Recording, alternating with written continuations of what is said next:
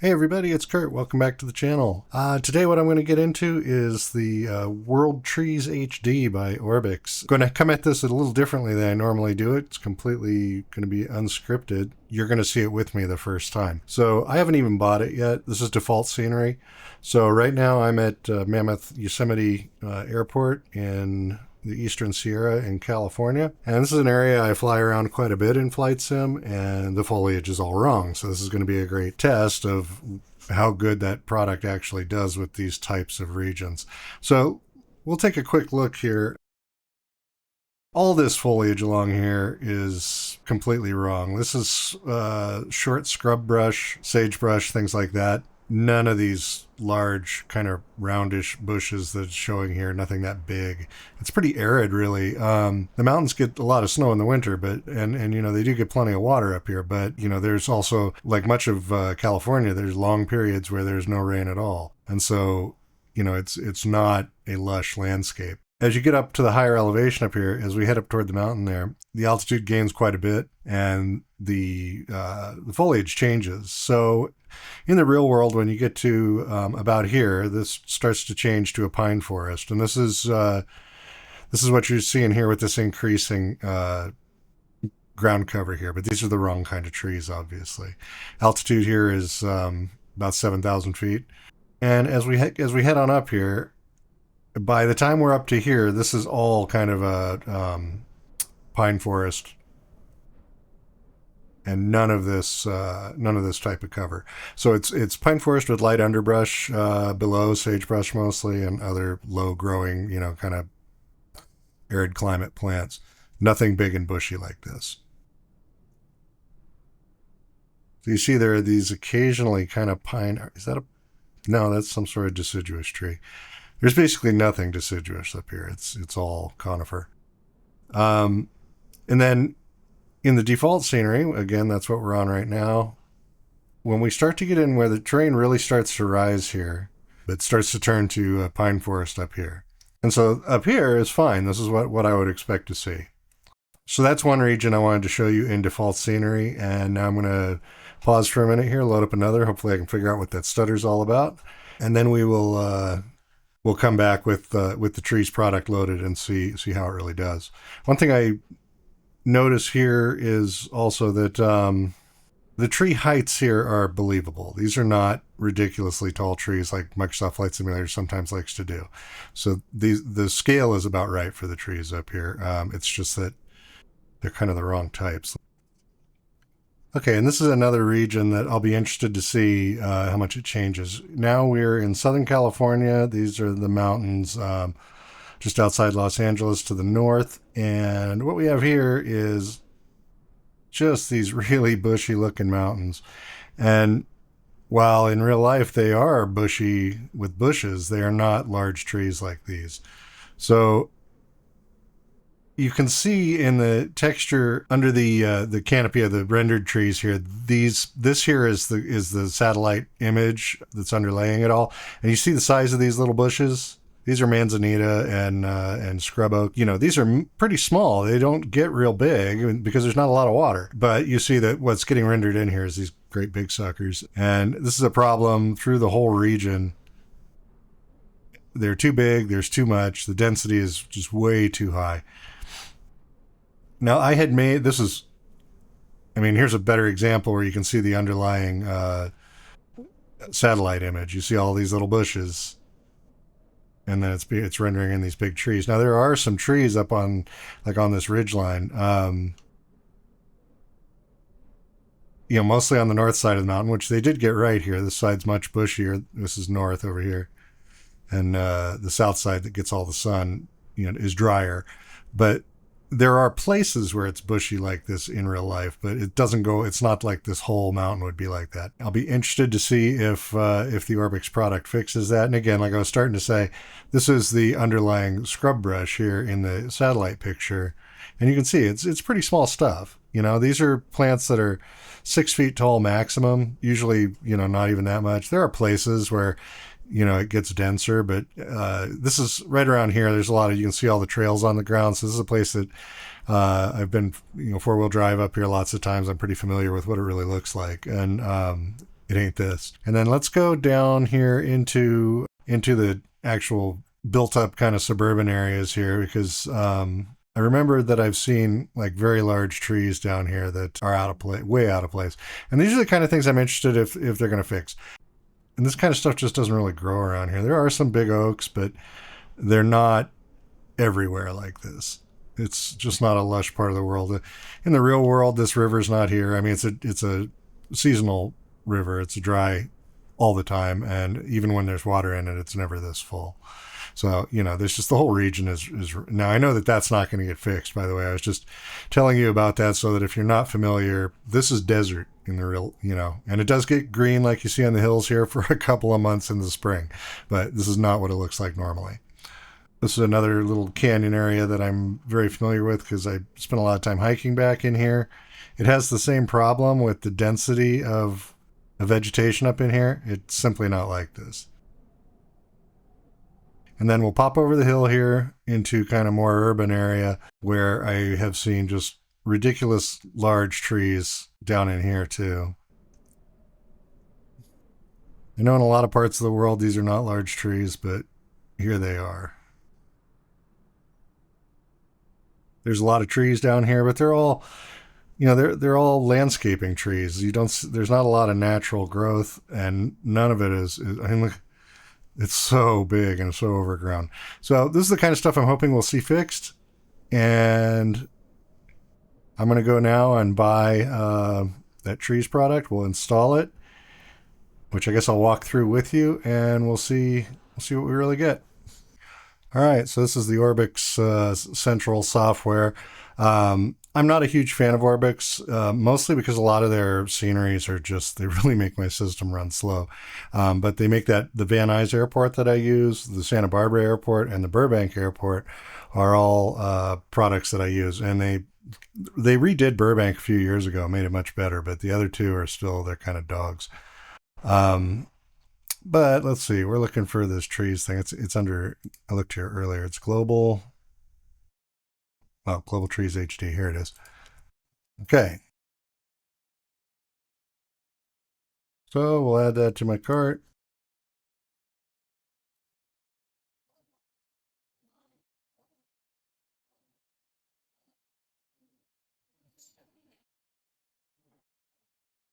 Okay, and now it's showing as installed. So my understanding on this one is that it's an app. So let's close up ORBX Central here. Actually, didn't see this launch button. It was hidden under here. I thought this little icon was the thing. Okay, moving right along. Let's launch this bad boy, see what our options are. All right, so here we are. This appears to be the main product screen. Ah, what the heck? Dude, where'd you go?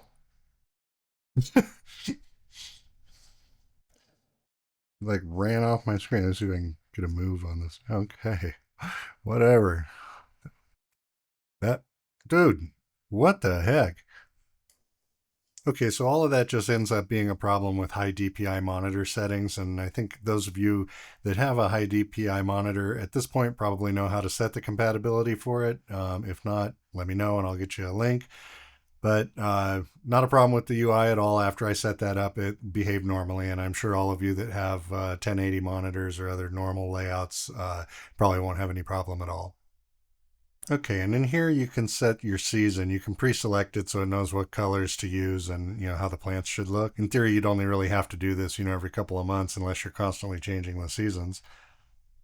Basically, it has them divided up for each, northern hemisphere, southern hemisphere. So you just flip through here. The little globe will tell you, northern hemisphere is green, so that's summer, and southern's white, so that's winter. So we'll fly in the summertime because it is. Grass type. I don't think I really care about what the grass looks like. And why would I would think the grass would be by region, right? Why would they just. Well, we'll just use grass one because when there is any around Southern California, that's what it looks like. All right. So we will apply that to the sim. Little typo there. Yeah, I'm the guy who notices that stuff. Okay, so I think that's done its thing, and I'm going to start up Microsoft Flight Simulator, and we'll see what we get. So here we are back at Mammoth where we started the video. These are clearly different trees. The density and size looks to be about the same. So I'm not sure what they're applying here. Again, this is kind of an arid region. They said that they redid all the biomes, and so I was expecting that there would be a little bit better, a little more accurate representation. I'm not excited about the kind of bright green that they're using for these trees. After we look at them up close, we'll go up higher and see how it looks, but they feel a little unnaturally green to me.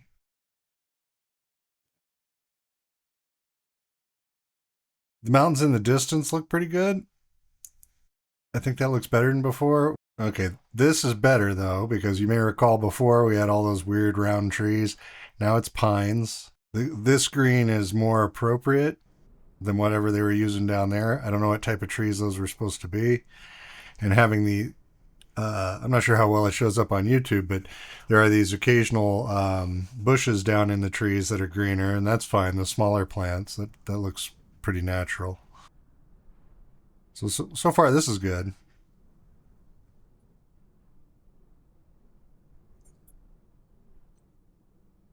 The mountain looks way better. I think that they have a better tree density up here. It looks a fair bit like the real thing. Okay, so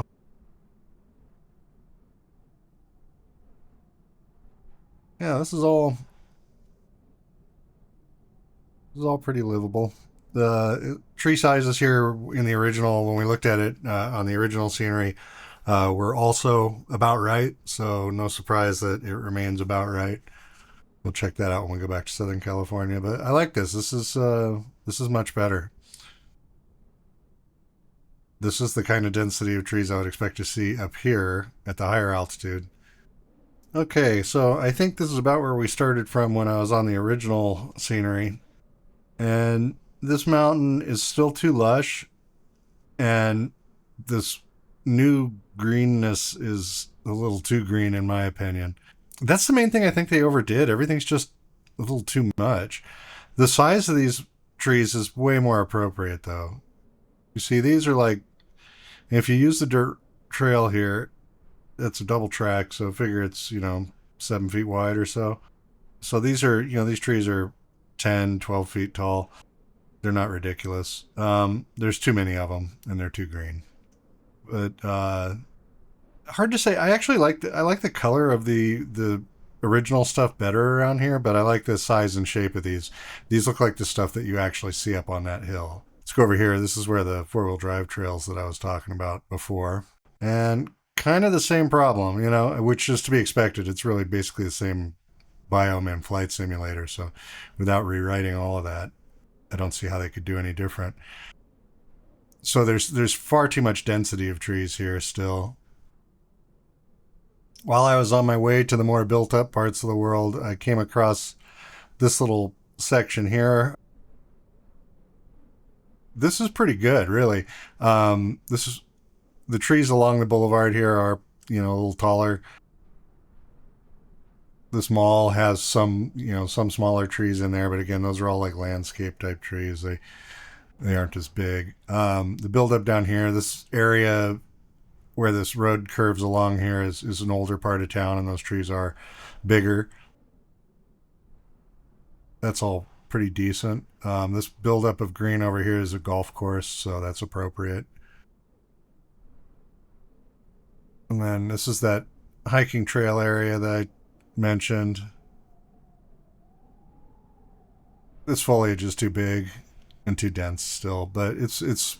I think I. It's hard to say, man. It's really hard to say if I prefer this to the original. I think I do just because the size is more appropriate, even if it is still too bushy.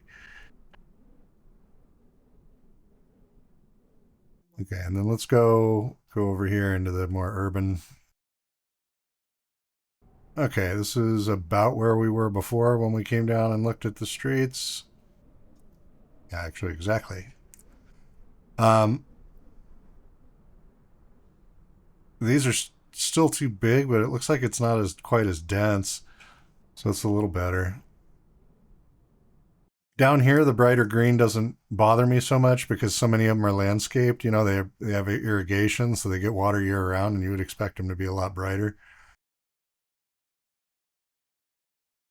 And then this little golf course off the south end of Van Nuys. This actually looks pretty good. Again, it's a golf course. You expect the trees to be bright and well maintained. And then this is a park that's a little further down.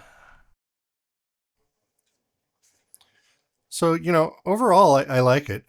You heard the couple of gripes that I've got. They're not major. I think the $16 I mentioned before, I think I mentioned before, was Australian.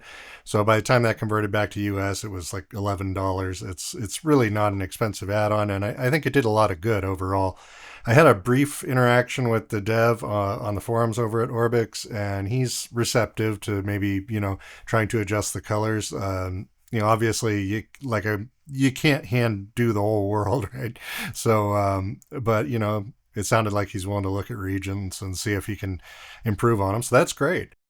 Gotta say, I didn't expect it to be this good. There are a few things about it I don't like, mostly the color. And that's probably just a regional thing. I'm sure for some of you are like, what are you talking about? That's what plants look like, but not here. So there you go. That's Global Trees HD by Orbix. There'll be a link in the description if you're interested in checking it out. Again, I thought it was great, and depending on your terrain, you might like it too. So I hope this video helped you out, and if it did, I hope maybe you'll leave a like or consider a subscribe. That's it for now, though, and we'll catch you in the next one. Take care.